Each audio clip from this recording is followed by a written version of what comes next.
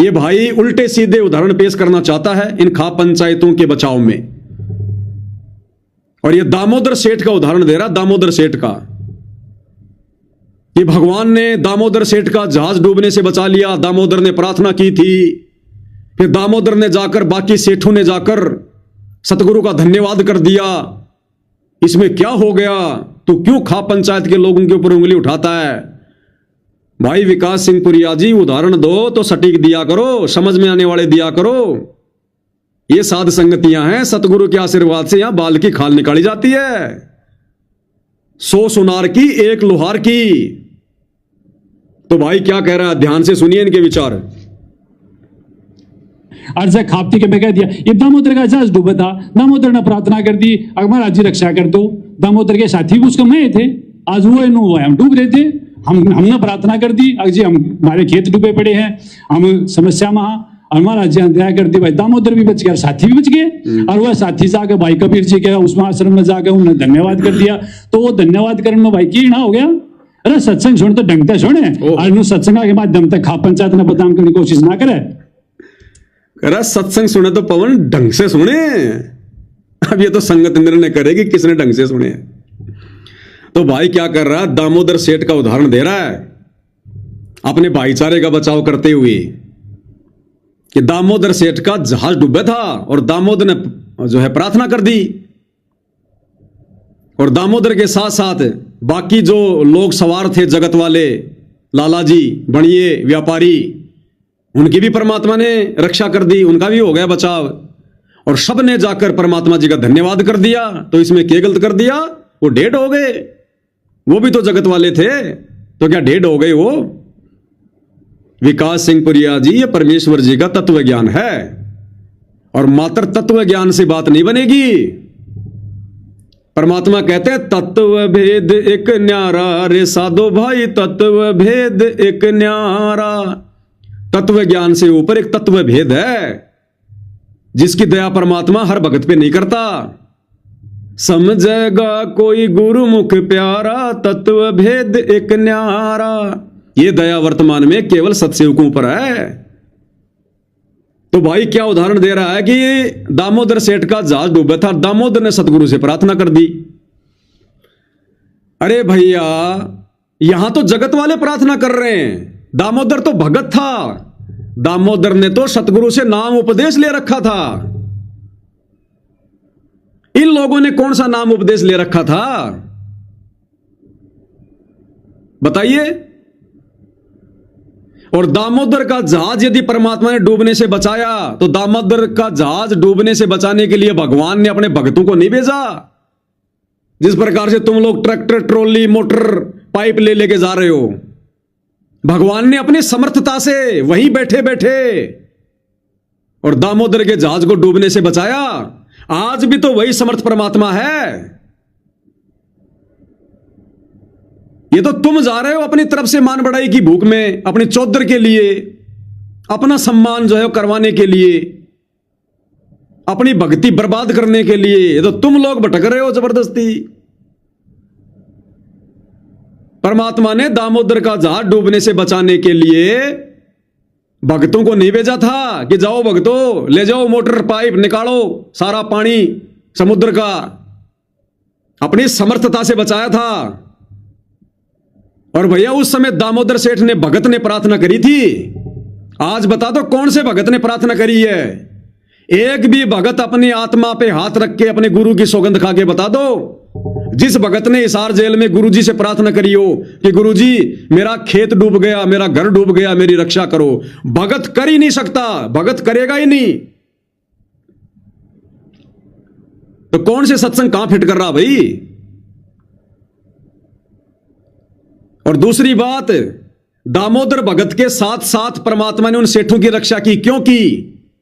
और दामोदर भगत की रक्षा भी परमात्मा ने केवल इसलिए की क्योंकि दामोदर जो भगत था वो पतिव्रता पद पे था। तुम्हारी तरह 5-5 फोटोओं की पूजा नहीं करता था। वो केवल अपने सतगुरु का चित्र रखता था। बाकी सभी देवी देवताओं की फोटो उसने जल प्रवाह कर दी थी।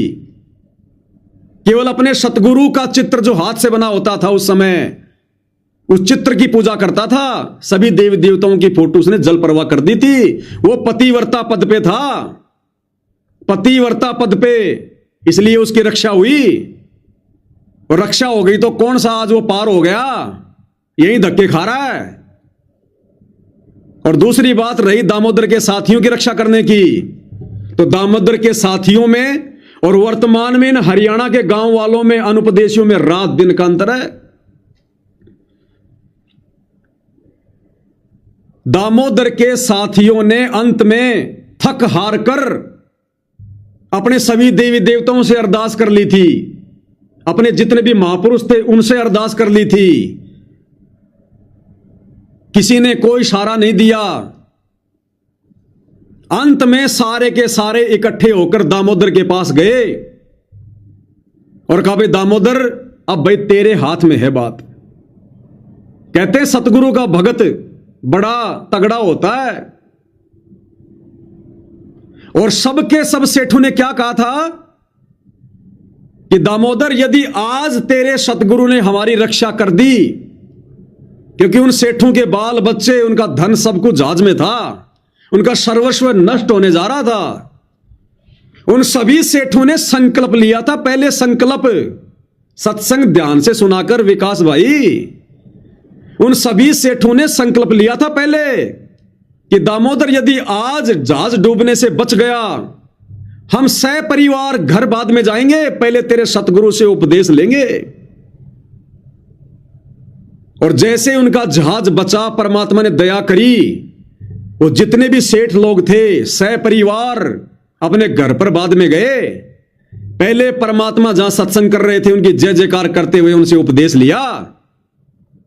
अरे इनका खेतों का पानी निकले हुए तो 2-2 महीने हो गए, ये तो सूंघ भी नहीं रहे सतगुरु को।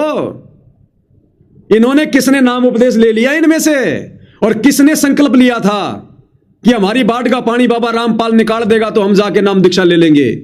कोई संकल्प लिया इन लोगों ने? अरे कौन सा सत्संग कहां फिट कर रहे हो विकास भाई? सत्संग की जड़ में जाओ मालिक के आशीर्वाद से। ये सत्संग कोई मनोरंजन के लिए नहीं सुना है गुरुदेव ने। इन सत्संगों पर चिंतन मनन मंथन करना पड़ेगा, तब इनका निष्कर्ष निकलेगा तत्व भेद। दामोदर ने प्रार्थना कर दी। दामोदर के साथ में दूसरे व्यापारियों को सतगुरु ने जो है वो बचा दिया। उन व्यापारियों ने पहले संकल्प किया था, प्रतिज्ञा की थी और घर बांधे गए, पहले नाम दीक्षा ली। बता दे इनमें से कौन से तेरे सरपंच ने, कौन से तेरे प्रधान ने सतगुरु से संकल्प लिया और अभी तक कौन से ने नाम दीक्षा ले ली? कौन से ने हुक्का पीना छोड़ दिया? बता दे। और उन्होंने जाकर धन्यवाद किया था। धन्यवाद में, सम्मान में रात दिन का अंतर होता है। धन्यवाद होता है उनके चरणों में पड़ जाना, और वो धन्यवाद करने डायरेक्ट सतगुरु के पास गए थे। इन हरियाणा खाप पंचायत वालों की तरह महम 24 के चबूतरे पर सतगुरु की फोटो का सम्मान नहीं किया उन्होंने, डायरेक्ट सतगुरु के पास गए थे। अगर इन लोगों को सम्मान करना था तो पहले संकल्प लेते, सारी बुराइयां छोड़ते, हुक्का पीना छोड़ते, ना मेरे को वीडियो बनाने की कोई जरूरत पड़ती, और जाकर हिसार जेल में सतगुरु से दीक्षा लेते, फिर हमें कोई ऑब्जेक्शन नहीं था। ये तो अभी तक हुक्का पी रहे हैं और तुम इनको कह रहे हो हमारा भाईचारा है। ये ऐसे हुक्का पीने वाले व्यक्ति तो सतगुरु की फोटो को हाथ लगाने के अधिकारी नहीं है। पैर छूना तो बहुत दूर की बात है। सतगुरु ये ड्रामे नहीं करता, ना कभी उन्होंने ड्रामेबाजी कभी ये करवाई। तो दामोदर सेठ का उदाहरण दे रहा है भाई। कहीं की ईंट कहीं का रोड़ा, भानुमति ने कुणबा जोड़ा। भाई आप सतलोक आश्रमों में जो बेचारे ये बंगाल, बिहार, उड़ीसा, झारखंड के भगत आते ना, तुम्हारे सामने हाथ जोड़ के बैठ जाते हैं, तुम अपना ये मनमाना ज्ञान उनके ऊपर थोप दिया करो, वो तुम्हारी हर बात को आंख बंद करके स्वीकार कर लेंगे। ये साध संगतियां हैं जिनके विषय में गुरुजी ने कहा कि ब्रह्मा विष्णु महेश भी आ जाएं तो मुंह की खा के जाएंगे। ये साध संगत वालों के लिए कहा परमात्मा ने।